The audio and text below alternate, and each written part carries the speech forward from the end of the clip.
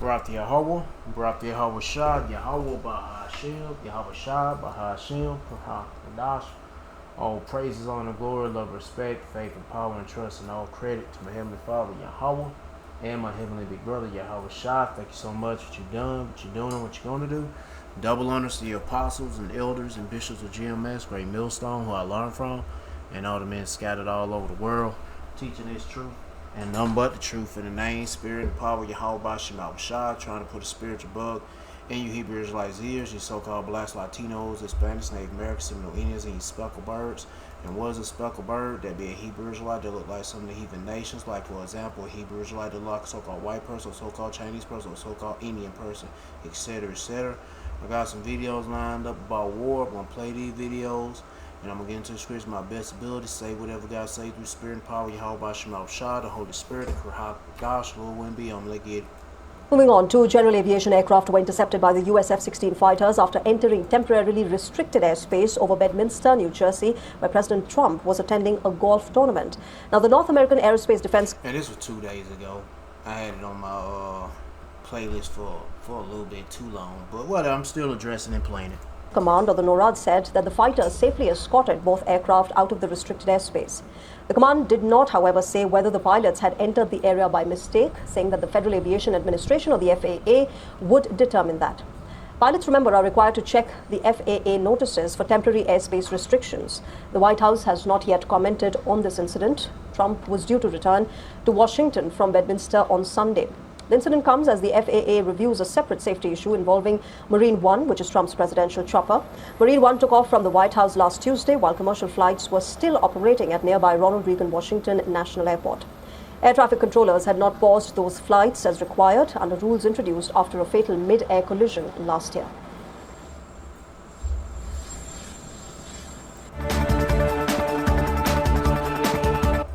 What is this? U.S. preparing for nuclear war? Oh yeah, I like the sound of that. Hell, might as well play that next. Taiwan prepares to attack tensions. Did I already play? Yeah, I already had something. Yeah, I already played something like that. They were talking about drones. They want to invest more into drones. So China, missile tests, sparks, blah blah blah. Yeah, oh yeah. In the middle of doing this video, I'm gonna stop here and there, add some new stuff in. Pretty much upgrade the video on some new stuff. Yep. Let's see what this is about.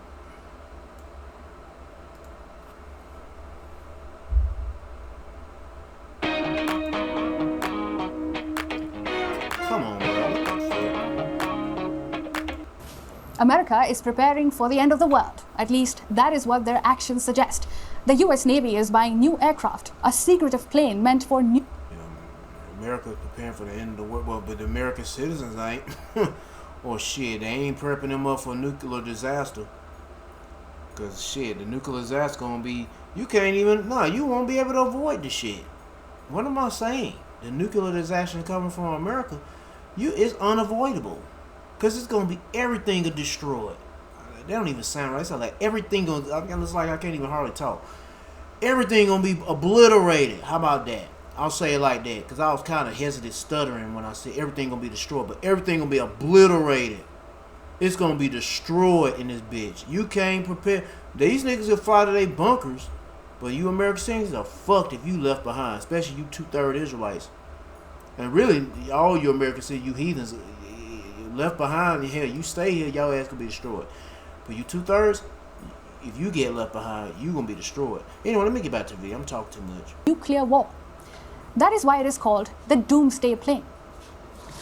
The US Navy plans to acquire 31 brand new E-130J Phoenix II aircraft, a machine designed for one purpose, to survive a Wait a minute, that shit got propellers?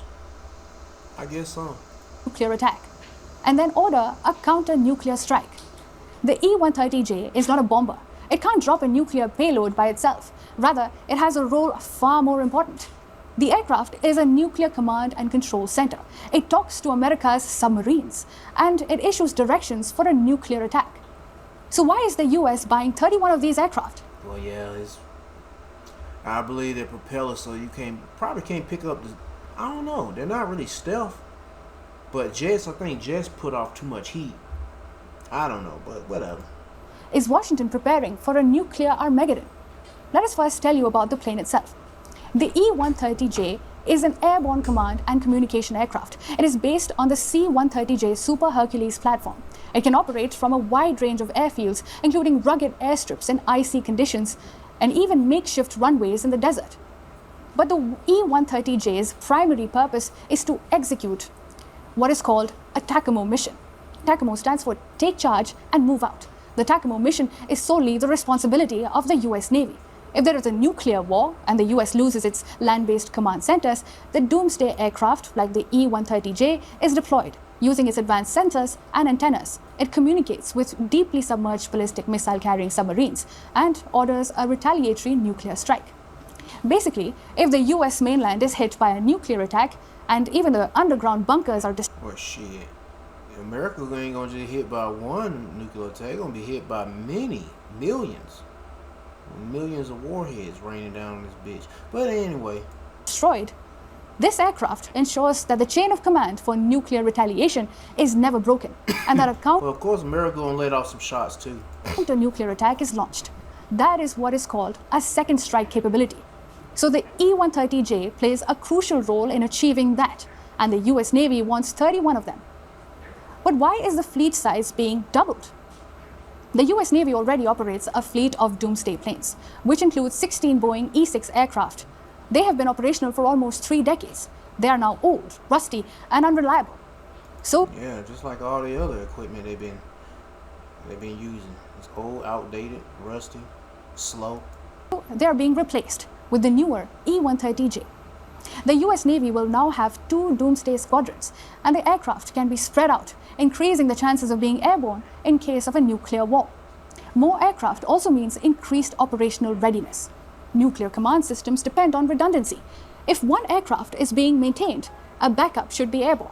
If another is being deployed, the next one should be ready. There is no room for "we can fix it tomorrow." But why is the Trump administration doubling the doomsday fleet now? The answer is simple. Just look at the current geopolitical environment. Russia remains a nuclear superpower, and they're developing lethal hypersonic missiles that are impossible to intercept. And then there is China. Beijing has rapidly increased its nuclear arsenal. Some reports say that China's nuclear stockpile has doubled in the last 5 years. They now have more than 600 nuclear-capable warheads. And then you have North Korea. Kim Jong-un has pledged to never give up his nuclear missiles. He is now even developing nuclear-capable submarines. So the US is preparing for a worst-case scenario. This is where the E-130J matters. The aircraft is Washington's nuclear insurance policy. It is not designed to start a nuclear war, but it ensures there are no winners either. The revolution is made through human beings. Nope, there won't be no winners on this earth. Only when the Lord returns, he gonna be the winner. Yep. When they let off all that nuclear arsenal. Next video. I don't know about you, but when I sit down to work, I get distracted before I've even started. A massive US aircraft carrier built to project American power could now be turning into a death trap at sea. Explosive claims have emerged about the USS Abraham Lincoln, from allegations of unbearable living conditions to shocking reports of deaths, exhaustion, and chaos. So what really is happening around the USS Abraham Lincoln? A report claimed that 7 US Navy personnel were killed and several others wounded in a violent clash aboard the US aircraft carrier. The tensions reportedly began after a CENTCOM advisor faced angry crew members over complaints about the prolonged deployment. According to the allegation, the confrontation escalated into a violent fight involving knives, leaving 7 personnel reportedly dead and several others wounded. Another report stated that 6 sailors have allegedly tried to jump from the carrier. The most recent case was reported last Monday. The claims have been linked to the extreme conditions the crew is said to be facing. The US Navy has remained silent on the reported incidents, but the families of sailors on board are now speaking out, and their complaints paint a troubling picture. Military families say their loved ones are struggling with poor conditions aboard the Lincoln. They confronted acting US Navy Secretary Hung Kao over what they described as worsening conditions, and the anger did not end there. During a separate virtual meeting later that night, Navy leadership faced more questions from families of the roughly 5,000 sailors and Marines serving aboard the carrier. Their biggest concern is that morale is falling, while basic supplies are running low. Families say sailors are sometimes being served just half a cup of rice and 2 tortillas for a meal.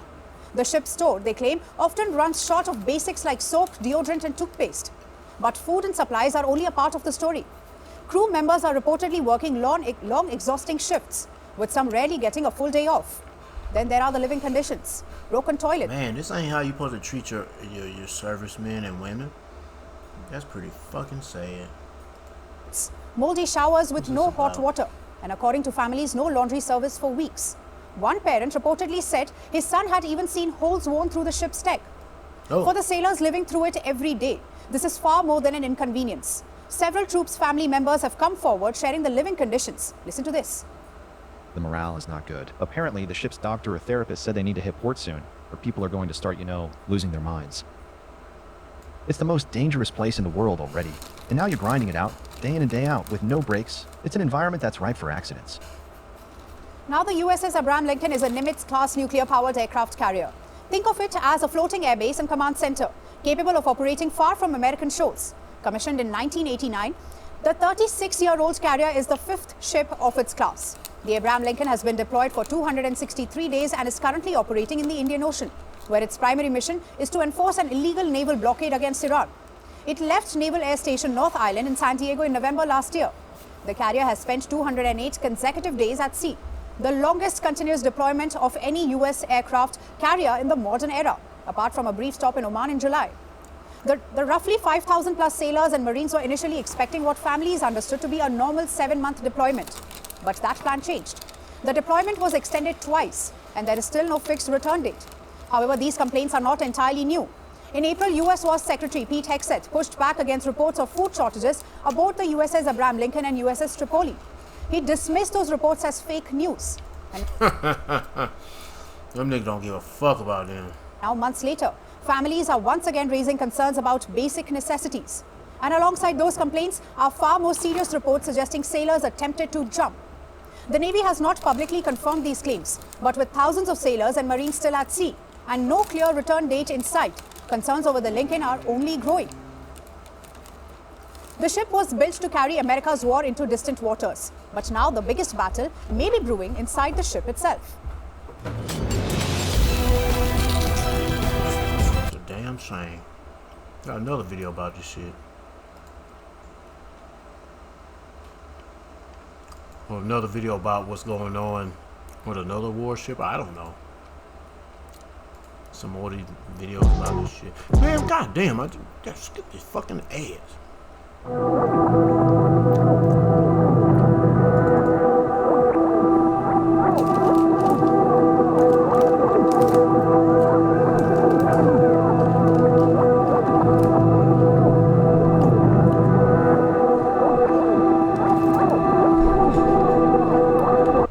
So a crew is they're killing each other, right? 7 dead aboard a U.S. aircraft carrier? Iran is making a stunning claim about the USS Abraham Lincoln, alleging a violent clash erupted among the crew. Oh, them niggas were fighting each other in there. Something. Damn. A house divided can't stand. And this ain't a house, this is a boat. The explosive claim. It ain't gonna stand, it's gonna sink. And damn sure they're talking about this shit sinking. Or I don't know, it's getting moldy. It's got a lot of mold. It probably built up a lot of humidity.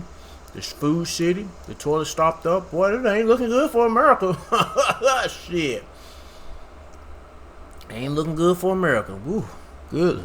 Originated with Iranian state-linked outlets, including Tasnim and Mehr, which cited unnamed sources.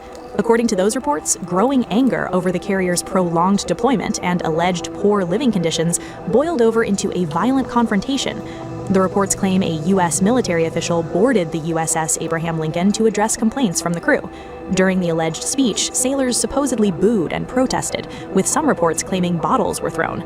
The situation allegedly escalated. Well, hold on, bottles are through.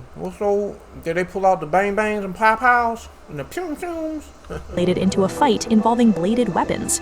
Oh, they were pulling out them sanksters. They were pulling out them knives, bro, them blades. They were pulling out them, I don't know, pulling out knives. Iranian media then claimed 7 crew members were killed and several others injured. But there is a major problem with the story. The U.S. Navy, Pentagon, and U.S. Central Command have not confirmed the alleged deaths. No, the reason why they didn't confirm the shit because they want to be quiet, silent. They want to be hush hush. The soldiers, the seamen are being fed well. They got working toilets so they can take a shit properly. And then nobody's stabbing each other. You guys are crazy with these conspiracy theories. That's what they saying. We all conspiracy theorists. Nobody's stabbing nobody in the boat. Our Americans get along with one another. There's no racism in the military. That definitely ain't. I'm just saying that extra too. It's all a myth. It's all fake news, right? Or the reported clash. No major Western news organization has independently verified the incident either.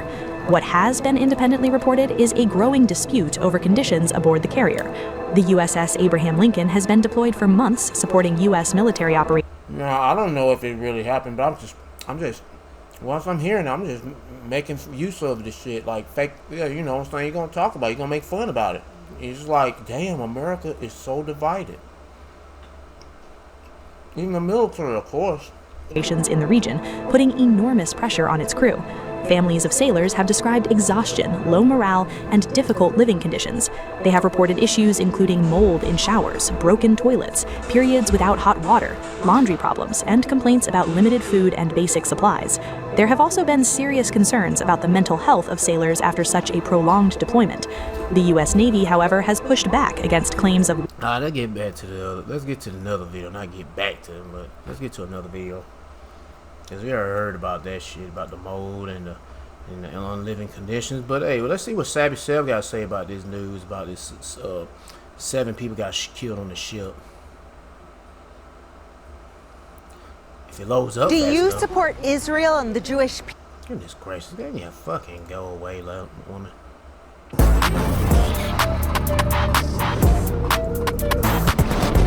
All right, guys, we have a bombshell report coming out about the USS Abraham Lincoln where things have really hit the fan, if you know what I'm talking about.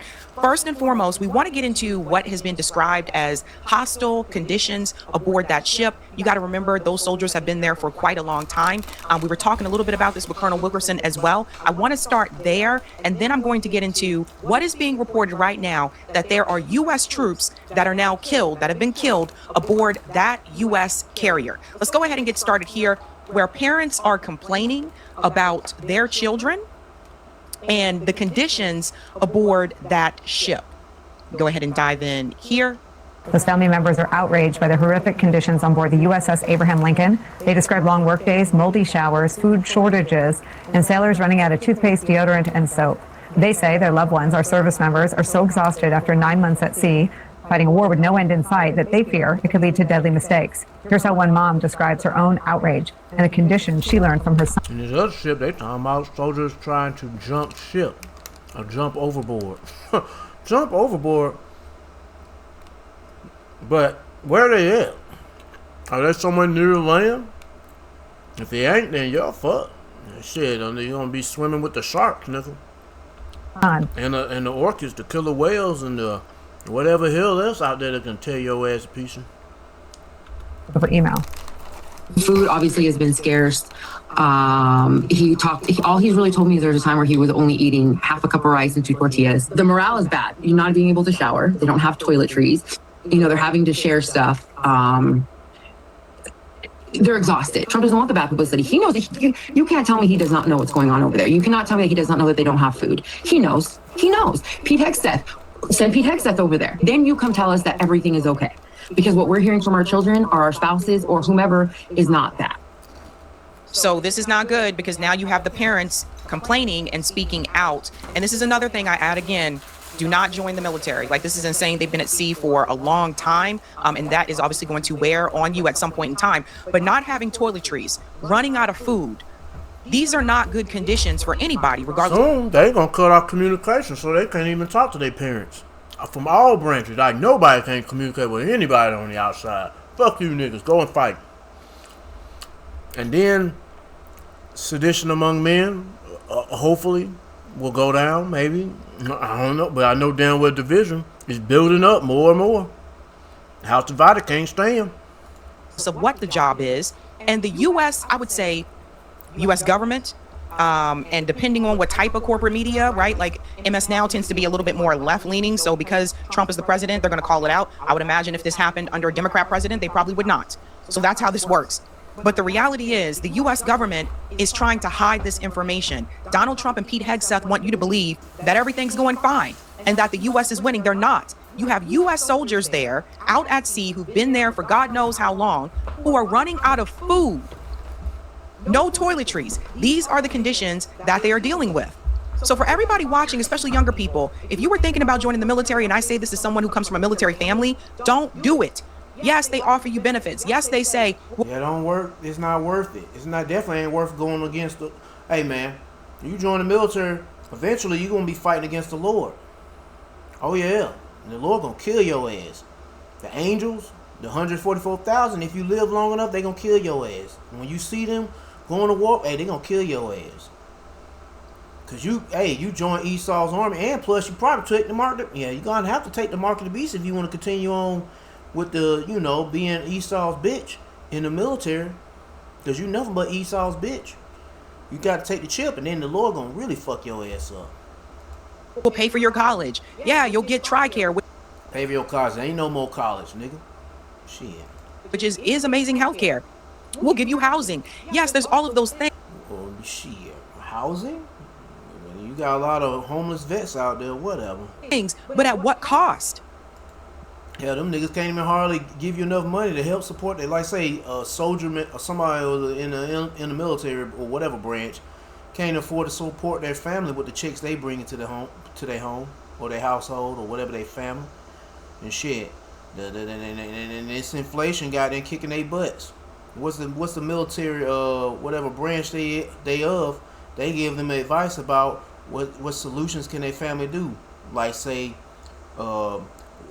sign up for food stamps and shit. But guess what? They make it too much, so they're not eligible for food stamps. Anyway, this is the reality right now. We have a war-hungry administration right now, so that there's no telling. I don't see the wars. War-hungry administration, but the soldiers are hungry. Dying down. Hey man, that remind me. Yeah, when now that ship, it's like they going through a famine right now. Well, sort of. They getting fed. They eating some damn tortillas or some burritos. I don't know if it's soft or crunchy, but either way, they are going through something. And it's just the beginning of it. 2nd chapter 16, verse 33. The virgins shall mourn, having no bridegrooms. The women shall mourn, having no husbands. Their daughters shall mourn, having no helpers. In the wars shall their bridegrooms be destroyed, so they're gonna get killed. And killed by swords and the sword and such. And their husbands shall perish of famine. Yeah. So it's already starting. You hear that news? These niggas are hungry on them boats. They're not packing any food in that bitch. Anything that's worthy of food. Now, I don't know about these other branches like the Army, the Marines, or whatever, Space Force. But eventually, it's gonna same shit gonna happen with them niggas too. And see, it's funny. I played a video about the Army supposed to be getting a new update when it comes to their food selection. It's gonna be more healthy. It's gonna be this. It's like it's rubbing it into them the people that's in the Navy. Hell yeah, it seems like they just rubbing it into the people in the Navy. Like, look what we eating. We eating drumsticks, nigga, and carrots, potatoes, and with some hot sauce. And them niggas eating some. It look like I don't know what the fuck. It look like a tongue of an animal that turned color. It went bad. You know what I'm saying? It just expired or something. It looked like a gray Laffy Taffy and a dried up hamburger patty. I see the wars ramping up over time. So this is insane. And the parents have every right to be upset.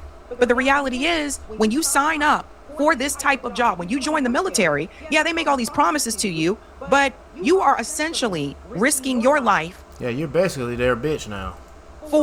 Supposedly for this country. Yeah, for Esau, fuck the country. No, for Israel, Amalek. You're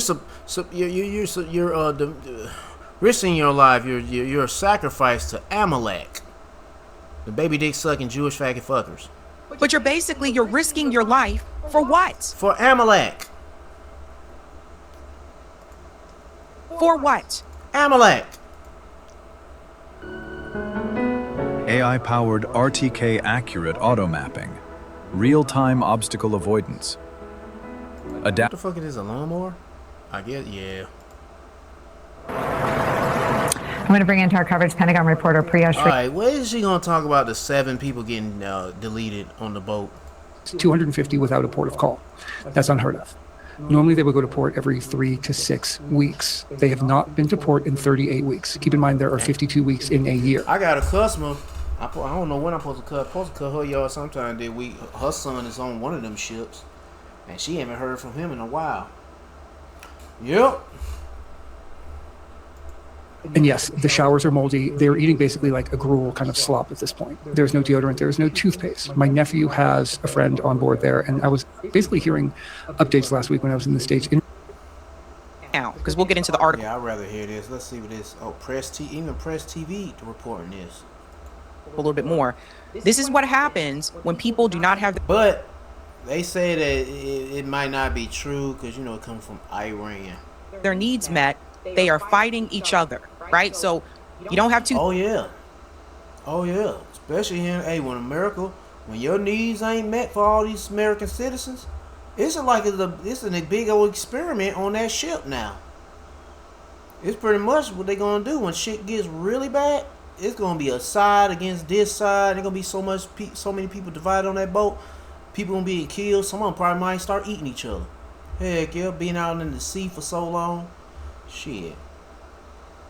You gonna imagine that shit being a small scale of what's gonna happen in America when Americans can't afford or either get their food and whatever essentials like toilet paper, mouthwash, Band-Aids or Neosporin or condoms or whatever that they need or use and shit, and they don't get it. Guess what? They gonna start killing each other, especially food too.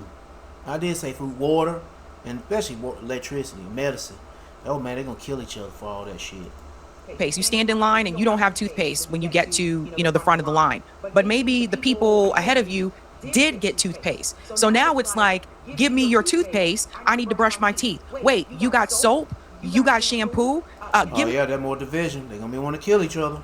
Me some of that. Let me share. No, I'm not going to share with you. It's mine. And then this is where the violence comes in. So this is the division comes in, but then the violence might come in even sooner. That's what I'm saying. When you are not taking care of people's needs, that can escalate to violence. So it sounds like that's what's happening on board, but apparently led to the point where they are saying 7 people are now dead because of this clash. And the number 7, I just thought of it, means completion.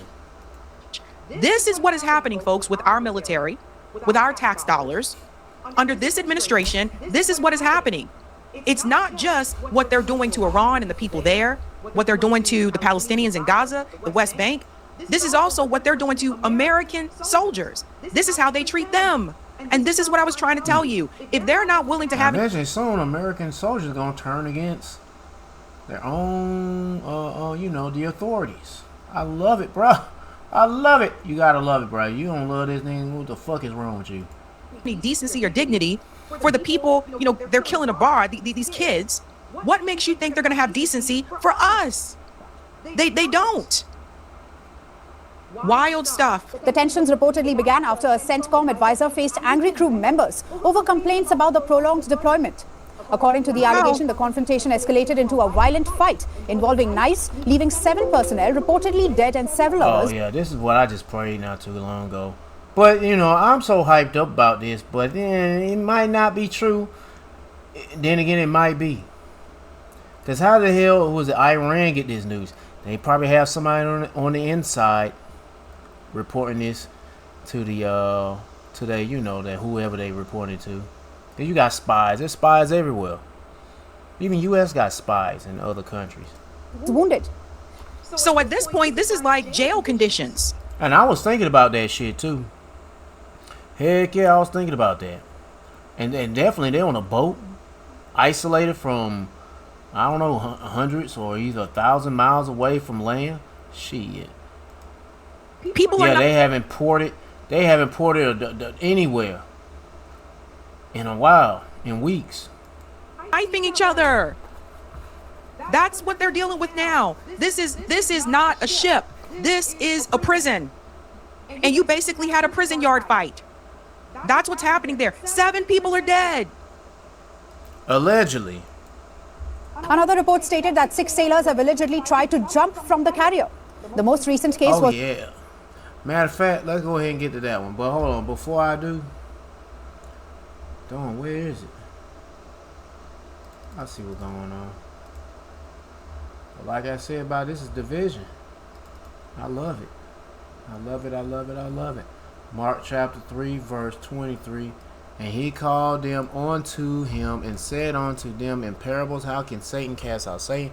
And if a kingdom be divided against itself, that kingdom cannot stand. And if a house be divided against itself, that house cannot stand. And if Satan rise up against himself and be divided, he cannot stand but have an end. But yeah, Satan's big Satan. This is big Satan. Little Satan be Amalek country, or Amalek stolen land. He stole that land. Amalek stole that land. I won't say Israel, but yeah, Amalek stole that land. But that's little Satan. Big Satan is divided. Their military, big Satan's military is divided. Oh, I love it. Oh, I love it. And it's not just it's not a house where they're being divided. Well, it's a boat. But anyway, they're divided. Let's get to this next one. I'll say is try to jump overboard. Damn. Want to start a podcast, but first they talking about they're killing each other. Now they talking about damn jumping off the damn boat. Not sure how. Riverside has got you covered. First, go to Riverside. At the start of the Iran war, the United States had 2 carrier groups in the region. One of them had multiple difficulties, including the underwear section of the ship catching fire. That's the Gerald Ford, as well as people accidentally flushing socks and T-shirts down the toilets, clogging them up. So the Gerald Ford carrier group had to retreat from our war effort. That left. Oh, that was that boat. Now this is the Lincoln one. I thought the Lincoln one was the one that was purposely clogging up the boat. Yeah, the Gerald Ford or whatever. Anyway, hey man, it's looking bad for America. The USS Lincoln, which cost us something like $10 or $20 billion to produce, which cost us, I think, around $8 million a day to operate. I'm just doing a little math. That's about $300,000 an hour to keep that thing going. Let's check in on how it's going. Not so well. Put this first element up on the screen. Sailors are trying to jump off the thing as it's been out in the ocean for more than 240 days. Nah, I don't know. I mean, these niggas must be losing their damn minds on that damn boat. Them vaccine shots must have been kicking in or something. They affected their neurons. They blood clot their neurons in their veins and their brain veins, and now them niggas are batshit fucking crazy. They turn into zombies or something. I don't know. They on suicide mode, like in that movie. What that movie? Midnight Shyamalan, when them motherfuckers killing each other once they smell that pollen or whatever. Yeah, that's what they probably doing. I don't know. And yeah, they starving. That starvation. They doing a last minute thing while they starving on that boat. They go out there and just jump and commit suicide. Be shark food. I don't know. At this point, let's roll. Let's roll this first stop. You guys, there's a mental health crisis happening aboard the USS Lincoln in the Middle East that no one is talking about, and mainly because the Navy's pretty much quashing it. You will read online about food shortages, supply shortages, poor morale among crew members. That's because they've been at sea continuously for 250 days. They've been deployed a total of 271 days, 250 without a port of call. That's unheard of. Normally they would go to port every 3 to 6 weeks. They have not been to port in 38 weeks. Keep in mind there are 52 weeks in a year. And yes, the showers are moldy. They're eating basically like a gruel kind of slop at this point. There's no deodorant, there's no toothpaste. My nephew has a friend on board there, and I was basically hearing updates last week when I was in the States in real time. They're not talking about the mental health crisis. 6 people have tried to jump off that ship. The most recent was last Monday. You know, when you have not touched land in 38 weeks, in over 200 days, things start to happen to you mentally. You know, combine that with exhaustion, and deadly mistakes start to happen. So, you know, this is how the Department of War, this is how Donald Trump treats our servicemen and women, whose lives are already being put in harm's way for a bullshit war of aggression that was supposed to be over in a matter of weeks. We are further putting their lives at risk out of sheer ineptitude and neglect. It defies logic, it defies reason, and it defies basic fucking humanity. And this is not just a guy saying his nephew talked to his cousin. We can put up this next element. I think it's E2 from the Military Times. Multiple USS Abraham Lincoln sailors have tried to go overboard amid extended deployment, families say. So this is extraordinarily serious. This is, you go back, you read novels. Oh man, I love it, bro. I hope some brothers are hearing this news, bro. I don't know if it's true. We can't just jump the gun, but but man, this has got to be the most beautiful news to hear. And it's just the beginning of it. Novels are about like 19th century seafaring. Okay, they had it worse than these guys had. This is not good. No. And for you Jace out there overseas, hey man, for any brand, y'all better repent, seek the Lord, and say, do the best you can do by getting the fuck out of this damn military shit. Hey, do the best you can do. But you gonna be a wanted man. And you got the jab, but you ain't get the damn the chip implant. I say you okay, you repent on that damn jab you got. And say, Lord, I'm sorry for getting that jab. I just pray for protection from that damn chip implant. Shit, hell yeah. I mean, 38 weeks. They're getting resupplied, from shore as quickly as possible from little, shuttle boats going back and forth.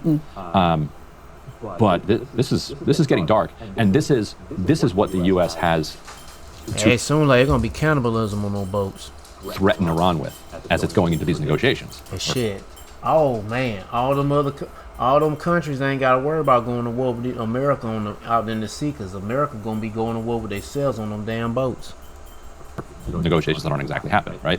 Like if you don't give us what we want in these talks, we're going to unleash hell on you again, because we have the fearsome USS Lincoln nearby, which we spent billions of dollars to construct, and many billions more, training and recruiting sailors and supplying them.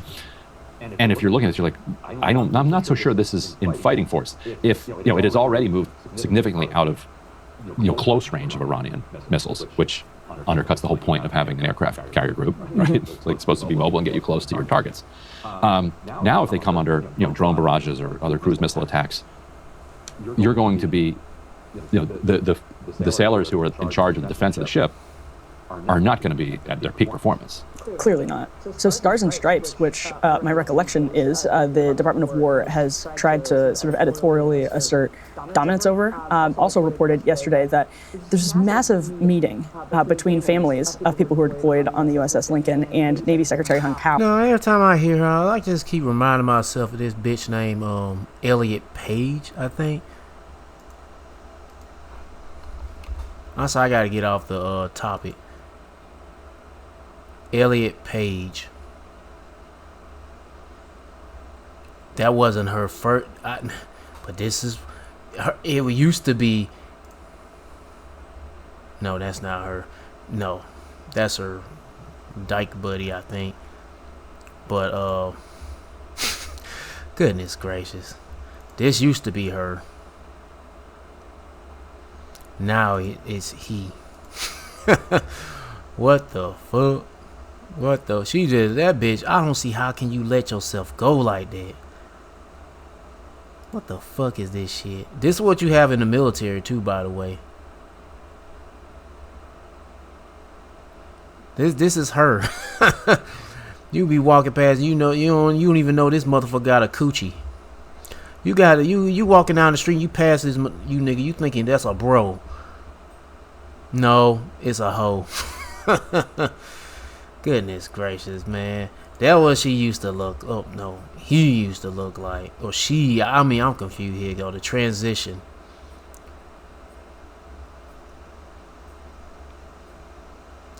You know, if the Last of Us was around, she could have been a perfect ally, but she got too old.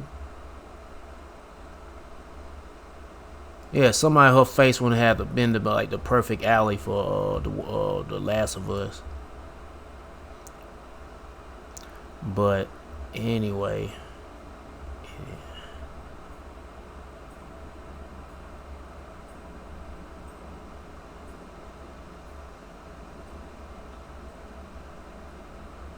Now she wearing ties and shit. No, she looking a little rough on this one. Man, she looking way too rough.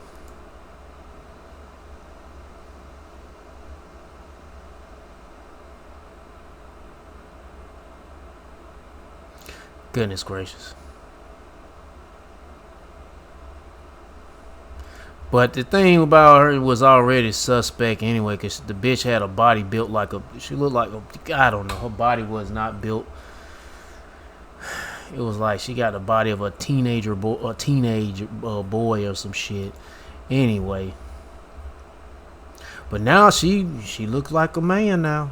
And then you got motherfuckers like that in the military. And they probably fighting it out to the death on those damn ships. Transgender niggas on them ships. Killing each other. Anyway, I'm talking too much. It's a damn shame. Anyway, let's see what else we got. Talking about that shit about what's his name?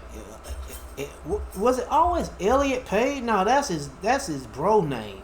What was the original whole name? I don't know. I know damn well. That's America, man. That's Babylon, or the Edomite shit, bro. You got Jake on that dumb shit too. What the hell is this? It was a big ass 3D printer, I guess. Well, Greenland has issued a strong warning to a Trump-linked oil company after drilling equipments were brought ashore without the required approval. The company, Greenland Energy, says that Jameson's land region, it could contain a lot of crude reserve, potentially worth up to $1 trillion. But the Greenland authorities say that necessary permits are still pending. And you know, this is where the whole conflict begins, because Greenland is not simply an empty Arctic territory that is just waiting for somebody to arrive and start the drilling. It is an autonomous territory within the Kingdom of Denmark. So any major resource development project, it immediately raises question about sovereignty, environmental regulations, and political authority. And now add Mr. Trump's long-standing strategic interest in Greenland. Ladies and gentlemen, the Arctic has become increasingly important for global security. It is important for shipping route. It is important for military positioning. It is important for minerals, and potentially it is important for energy as well.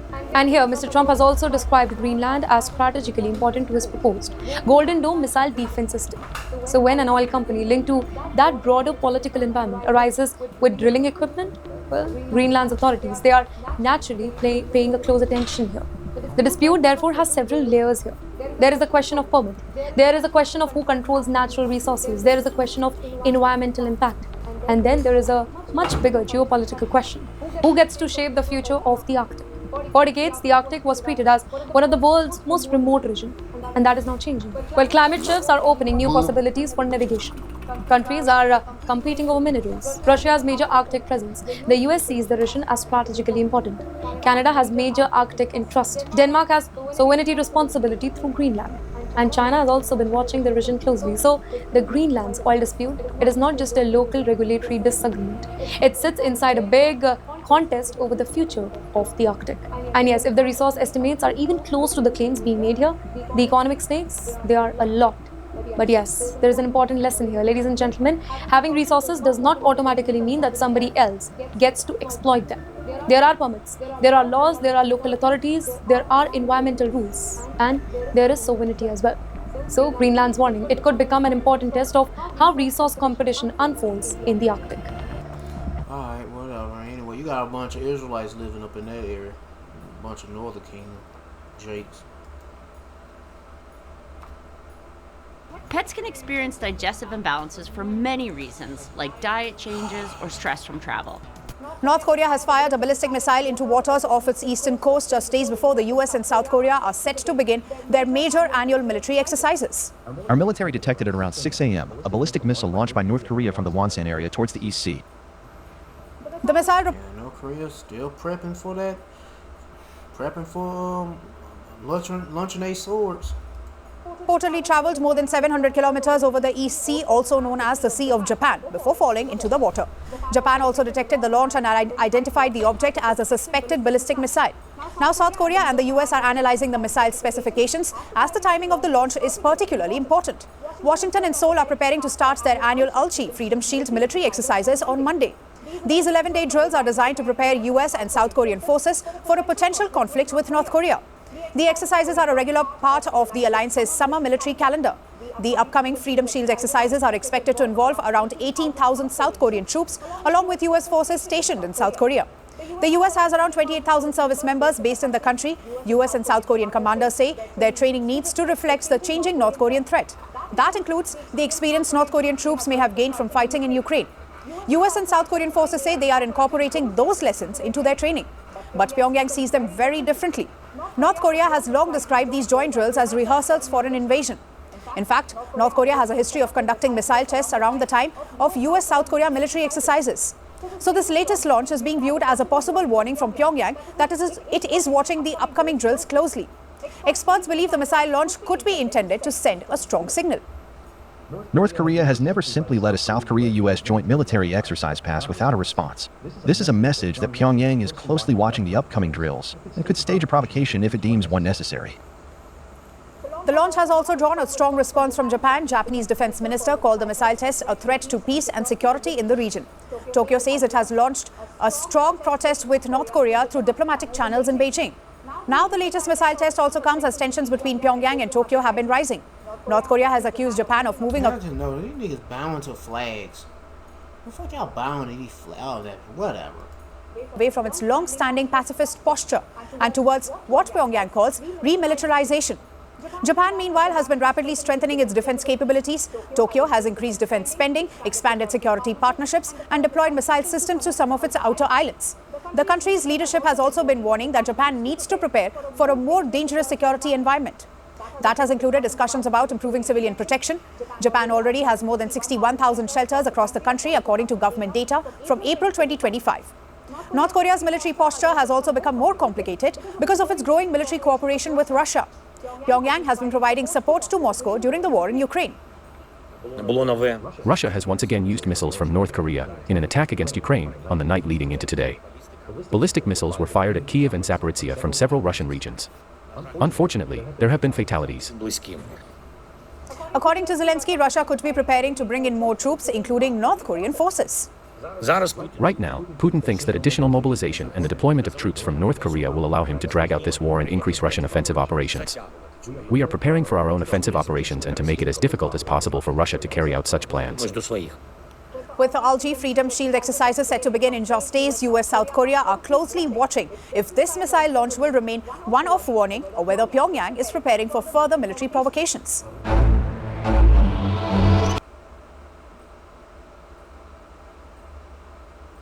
Do you support Israel? And damn, how many times they keep showing this damn ad? No, we don't support you faggots. You're not Israel, you're Amalek. For years, the US has relied on some of the world's most I had it right the first time. For years, the US has relied on some of the world's most advanced air defense systems to stop incoming threats. But now Iran appears to be finding ways to evade that shield, forcing American defenses into a dangerous game of detection, reaction, and survival. Tehran says it has found a new way to make that game even harder. Iran's Islamic Revolutionary Guard Corps claims some of its missiles can now be guided and change course during flight. Iranian missiles are no longer like they were in the past, merely launched from one point to land at another. They now possess guidance and course-changing capabilities, and some can alter their trajectory during flight to bypass the enemy's air defense systems. Iranian officials say the capability was used during the recent war, with the US to strike what they call the enemy's power network. But Tehran says this was about more than hitting buildings or military equipment. It calls it technological warfare, targeting the systems that help an adversary make decisions, communicate, and defend itself. Every incoming missile gives US defenses just split seconds to react, detect, track, and then intercept it. But if the missile suddenly changes course, that window gets even smaller. Iran says it is learning to exploit that weakness as it is now changing its tactics with every attack. The result is a war of pressure as much as firepower. Iran has expanded the fight across West Asia, with the Houthis in Yemen and armed groups in Iraq also putting US forces under pressure. Threats are now coming from more directions, making it harder to protect every base and every missile battery. But there's another problem for Washington, which is not what Iran can fire. It is about how much America has left to fire back. Fresh reports suggest the US has burned through a huge share of its most advanced long-range missiles and interceptors during the conflict. That includes the Army Tactical Missile System, or ATACMS, and its successor, the Precision Strike Missile known as PRSM. And the pressure is not limited to offensive weapons. US forces have also been firing expensive interceptors to defend their bases and personnel. On a single day during a deadly week last month, 2 U.S. officials told New York Times that American forces in West Asia fired around 50 Patriot interceptors. Each one cost roughly $4 million. That turns every interception into more than a battlefield decision. It becomes a question of how many missiles America can afford to fire and how quickly it can replace them. And there is a lesson from another battlefield. In Ukraine, Russia has used missiles and drones in waves, forcing air defenses to react again and again. One attack comes in, then another, then another. The aim is not always to destroy the defense system. Sometimes it is simply to make it fire until its stock starts running low. And that is what makes America's interceptor supply so important. The Patriot and THAAD systems are among the most important layers of America's missile shield. They are designed to detect and destroy incoming threats before those weapons reach their targets. But officials have warned that some interceptor stocks are being used faster than factories can replenish them. A study by the Center for Strategic and International Studies compared inventories before the war with current position. Before the conflict, the United States had around 2,330 Patriot interceptors. By the end of July, that number had fallen to between 759 and 827. THAAD interceptor numbers have also dropped sharply, from 452 interceptors before the war to between 234 and 278 by July 27. The study says rebuilding both inventories could take at least until the middle of 2029. Donald Trump, however, disputes that idea that America is running dangerously low. We have a lot of ammunition, different types. We're building it. Yeah, you run out of ammunition. And Pete Hegseth, or Pete Kegbre's talking about the Navy men. They're not starving on those ships. They're not fighting, killing each other. They're not jumping overboard. The ships going batshit crazy. It's just looking bad for America, and I love it. The Lord is fucking these niggas up. Making them bare, man. Exposing these devils. Making them, yeah, showing their nastiness underneath their skirt. Very rapidly. Plans creepy crawlies and pus bumps underneath their skirt. Ugh. Are being built. A lot of equipment is being built. The Patriots in particular are being built. The THAAD system is going up. We have a lot. Every one of our contractors is building. I don't need this nigger no more. Bye, nigger. AI-powered RTK accurate auto mapping. Real-time obstacle detection.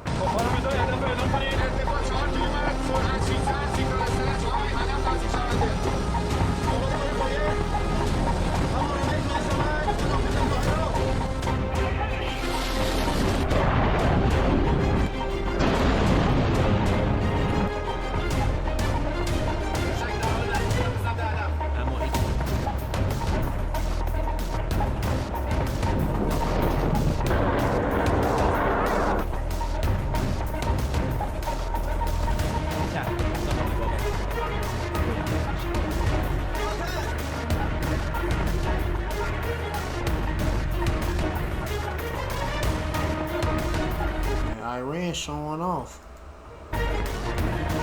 some footage, showing we kicking y'all niggas asses, but this is all through the Lord, bro. They shot a jet down. That'd be a F-44. Oh, no, that's a drone. They shot a drone down.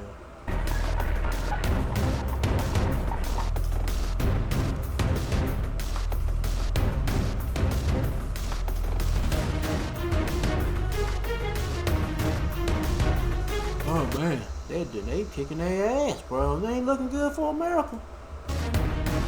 I don't care for neither side, but it ain't looking good for America.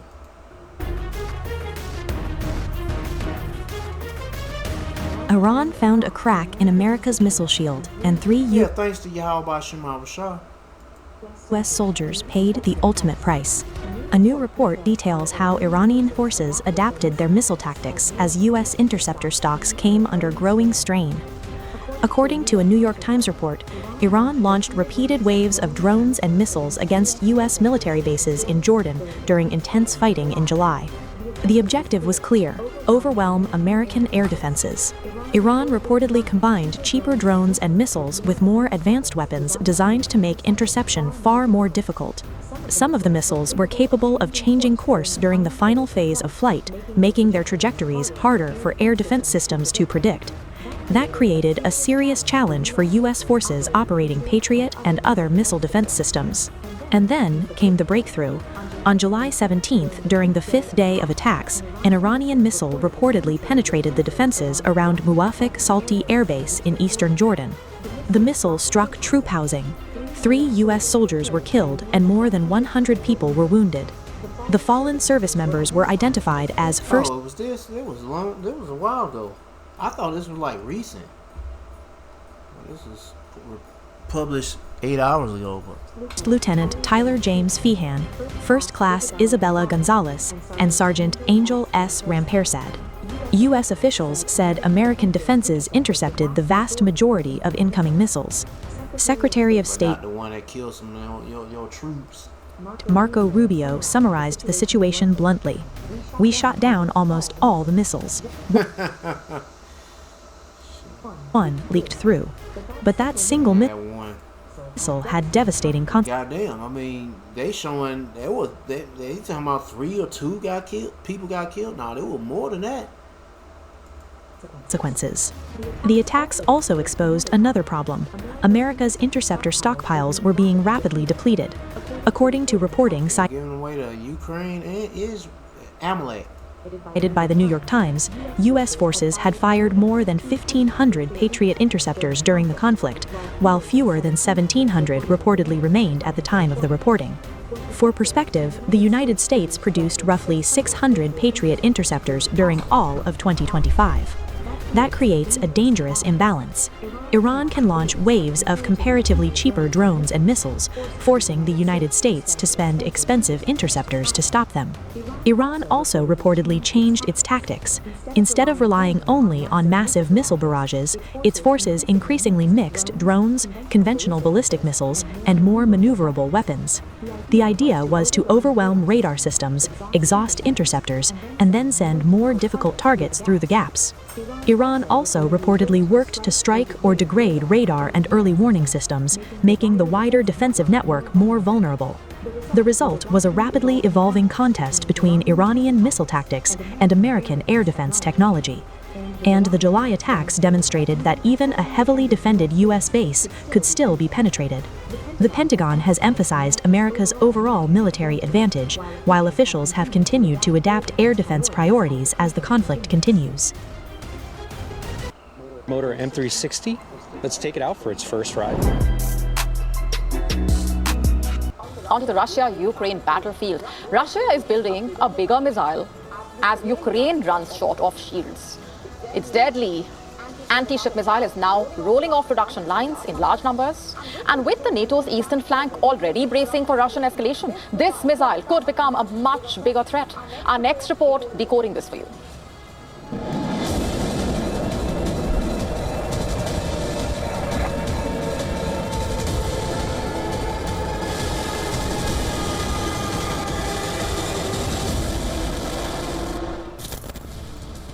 The most dangerous weapon is not always the newest one. Sometimes it is the weapon Moscow already knows how to build, launch and fire again and again. Russia has unleashed the P-800 Onyx cruise missile, designed as a fierce ship killer. This supersonic beast travels at speeds exceeding Mach 2.5 with a range of up to 800 kilometers, carrying a 300-kilogram high-explosive warhead. The Onyx hugs the terrain at sea-skimming altitudes, making it nearly impossible for conventional radar to detect or intercept. Designed to hunt warships, this supersonic cruise missile has been transformed into a weapon Russia can also use against land targets.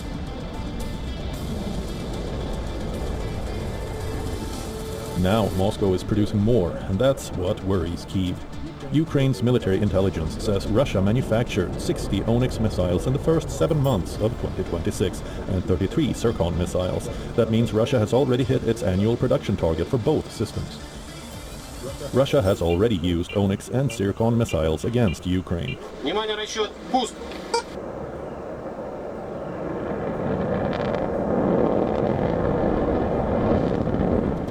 At the same time, Ukraine is facing a serious shortage of air defense interceptors.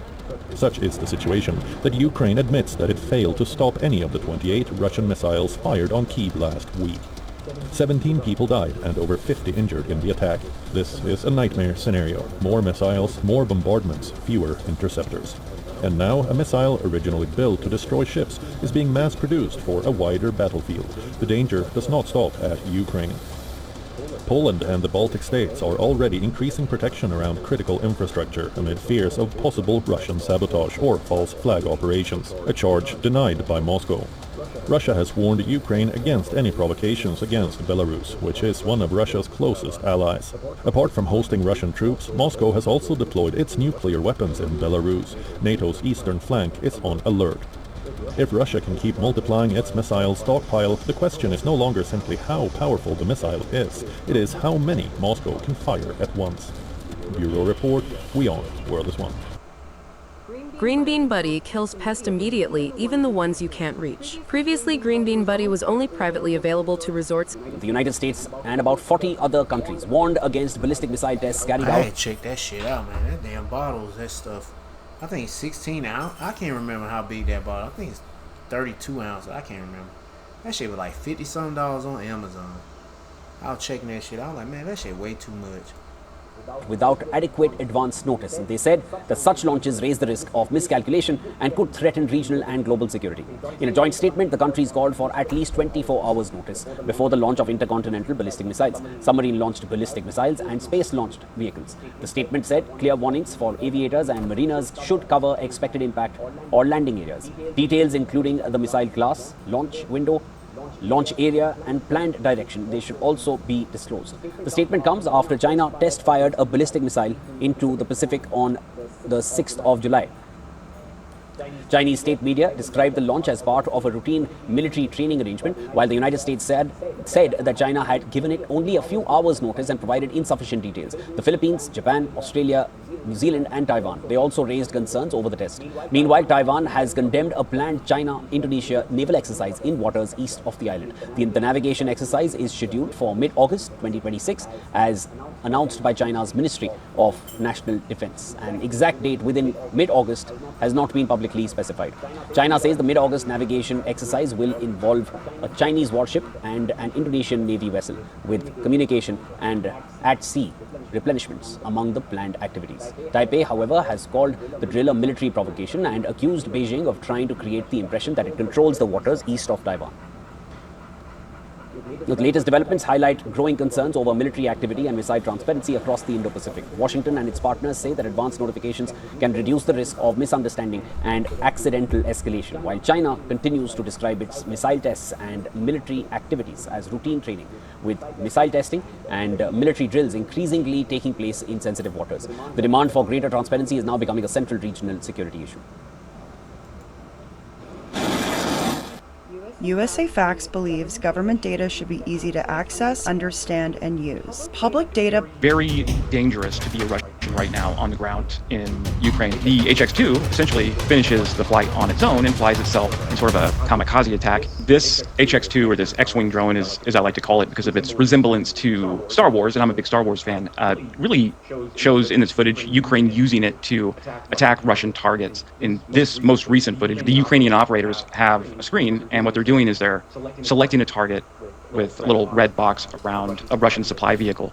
And then the HX-2 essentially finishes the flight on its own and flies itself in sort of a kamikaze attack into the Russian vehicle and destroys it. And it's quite fascinating to watch, really because Russia is very good with electronic warfare and jamming, and what would normally happen is Russia will try to disconnect the link between the drone and the operator, and once that happens, the drone usually goes dumb and crashes like a normal loitering munition. But in the case of the HX-2, which has this onboard narrow AI, which is trained to recognize Russian vehicles, it can actually finish the mission completely on its own, completely disconnected from the Ukrainian operator entirely. And that's really what this footage shows, and it's fascinating to watch. The HX-2 is made by a German company called Helsing. I think they're based in Munich. It's a cruciform drone that has 4 motors, and it weighs about 12 kilograms, can fly about 100 kilometers. And the reason they have this X-Wing configuration is to increase stability during flight. It makes it easier for the Ukrainians to control it and fly it. We see a lot of marketing footage from a lot of defense manufacturers, whether it's here in the United States or it's defense manufacturers in Europe. We see a lot of highly polished, very good-looking marketing videos of their newest weapon system in action. They're very slickly produced. They have a great marketing department. But the beauty of this real Ukrainian footage is that it's showing this weapon system in action in a very authentic way. You're seeing the Ukrainians. What challenges they're having with it. You're seeing the joy when they score a hit on a Russian target. And so it's sort of easy to get caught up in the joy that they're feeling and some of that authenticity that they're communicating through this video. The drone is supposed to have a range of about 100 kilometers, but in real-world conditions, they found that it's more realistically about 70 kilometers. But I think the most interesting tech inside the HX2 is the AI decision engine, which is allowing it to really fight through that jam. I ain't playing no more of this. You want to watch the rest of this shit, be my guest. They go to title up, they go to channel. And it's same stuff like technology like this. It might look different, but hey, they gonna use this shit against you Israelites. Shit, yeah. Heck yeah. Armed or not armed. When I mean armed, like you don't have a firearm, you don't pose a threat, guess what? They don't give a fuck. They gonna send some of these drones out there and blow your ass up. Yep. I'm tired. Let me get to the descriptions and close out. Revelation chapter 11, verse 14. The second woe is past, and behold, the third woe cometh quickly.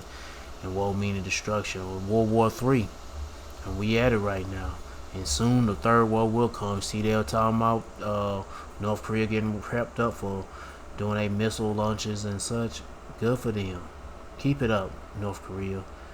Heck yeah. And same for, hey, who else was getting ready for? Oh yeah, China. China prepping up for nuclear missiles, and like good for China too. Yeah. Keep it up. Shit. The Lord Lord is providing these other nations for all this weaponry, and it's good. Let me see, what else we got? Proclaim, yeah, let me get Joel chapter 3, verse 9. Proclaim ye among the Gentiles, prepare war, wake up the mighty man, let all the men of war draw near. Let them come up, beat their plowshares and the swords, and their pruning hooks and spears. Let the weak say, I'm strong. Like I've said, nations like North Korea, China, they're strong. They got they got ballistic missiles, and they can put nuclear warheads on them. And they training, getting ready to launch them to whatever they're going to launch them to. Isaiah chapter 9, verse 5, for every battle of the warrior is with confused noise and garments rolled in blood, but this shall be with burning and fuel of fire. Yeah. Everybody testing their missiles, got new toys. Russia got a toy that, what does it says? Putin Unstoppable Ship Killer. It's a missile that's, I guess it's cheap, but it's effective. And then you got what is it? Iran. Iran got some missiles that can change target. Pretty much be fake you out. Can fake U.S. missile defense systems. Fake them out. Juke them. Yeah, they got the jukeable missile. Yeah, I love it. Shit, I don't give a fuck about none of these nations, but I love the fact that they're undermining America. Is undermining the right word? Or whatever. They're doing better than America doing. America looking pitiful, especially on those ships. Goddamn ship. The seamen on the ships are jumping off the ships allegedly, and then they fighting each other, killing each other allegedly. You know. I mean, I don't know what else to tell you, man. It ain't looking so bad. I mean, it looks so good for America. They need to tighten up. Shit. Pray for this shit to come to an end fast. Yep. That's all I got to say, man. Seek the Lord by seeking his prophets and take heed what to say and try to build a spiritual mental relationship with Yahweh Shema Shah by praying Yahweh Shema Shah, praising Yahweh Shema Shah, worshiping Yahweh Shema Shah, fearing Yahweh Shema Shah, and repenting of Yahweh Shema Shah.